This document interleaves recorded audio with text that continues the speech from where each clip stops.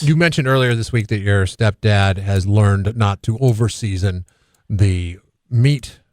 He's much better. Yeah, he's actually really good about it now. He would actually take the seasoning and mix it into the ground beef when making the burger. So you got sodium on top and sodium inside of the burger. He liked a lot of seasoning. Now, he's a smoker. He smokes cigars, so maybe his taste buds aren't the same as mine.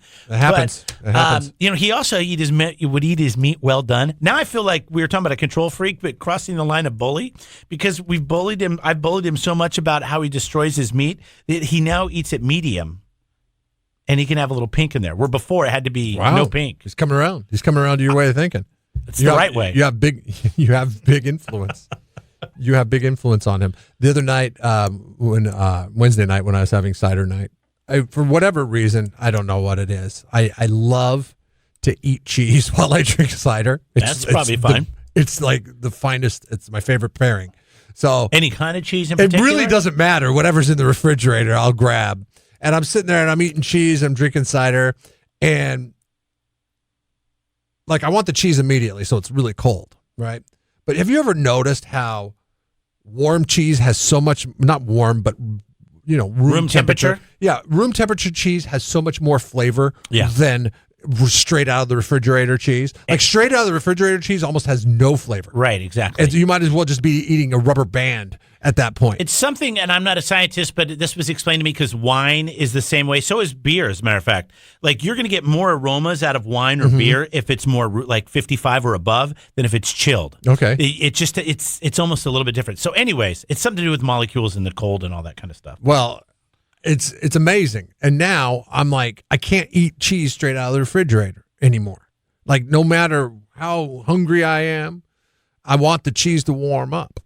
And if I eat cheese on a sandwich, I want it to warm up. But the problem is when you make a sandwich and you put it in the refrigerator for like lunch the next day or lunch that afternoon, the cheese is going to stay cold with everything else in the sandwich. It's going to stay cold. How do you get the cheese to come up to flavor yet keep the sandwich cold?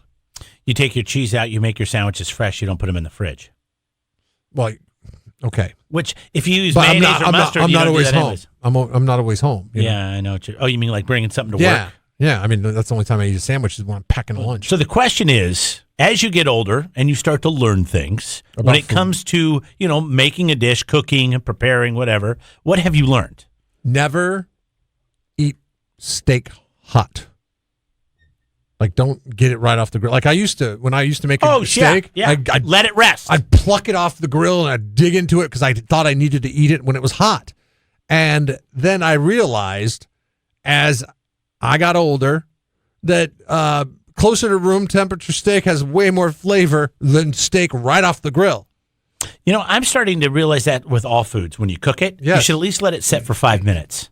Pizza out of the oven, let it sit for 5 minutes. Why do you want to burn your mouth? Then cut it. Because when you cut it, then it has 5 minutes to kind of cool. It's not going to pull pepperoni and cheese off of it. Cuts easier. Yeah.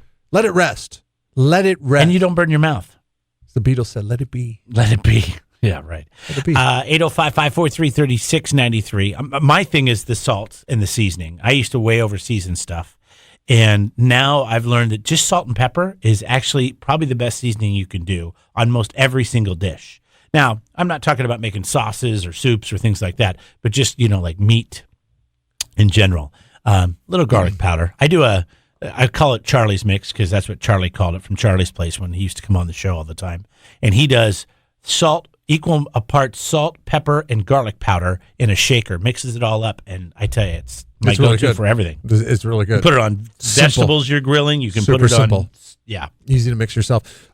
Bill says we're talking about tri-tip, or Charlie does a really good tri-tip. Bill says you place your tri-tip to the side of the fire, not directly over the fire, the heat, and it will cook a lot more evenly. Low and slow. Yeah. Instead of, I used to always want to throw everything right on the... And the problem is with meat is, especially if it's thicker, it's going to be rare in the middle, or you have to cook the hell of it on the outside. But that's why that reverse sear technique is so awesome, because you literally slow cook the thing till it's cooked pretty much all the way through, and then you just kind of sear it on the outside to get that texture. What is that? That's like, 35, 40 minutes at a super low heat inside the oven?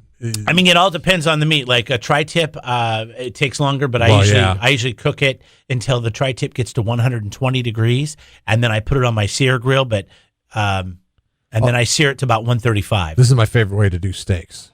Is the reverse sear. Any piece of meat, except for I noticed that some of the juices you do lose some of the juices in the process. You do a little bit more of the juices in the process. What, are you cooking it in the oven and then putting it on the stove? You cook it in the oven and then you sear it on the stove real quick.